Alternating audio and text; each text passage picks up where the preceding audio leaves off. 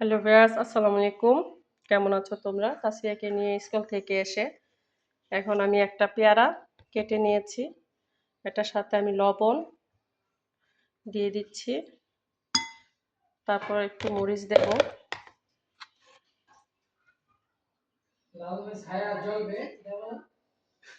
তারপর একটু বিট লবণ দিয়ে দেব।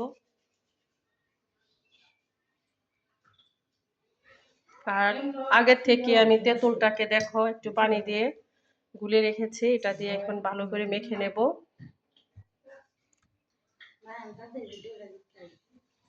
এরকম করে যারা তেঁতুল দিয়ে পেয়ারা মাখা খাও বাড়িতে খেতে পারো, রাস্তা থেকে কিনে খাওয়ার দরকার নাই।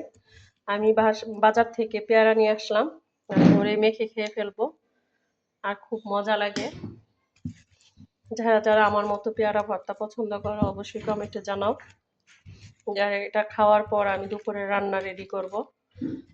ভালো থেকো, সুস্থ থেকো, টাটা, আল্লাহ হাফেজ।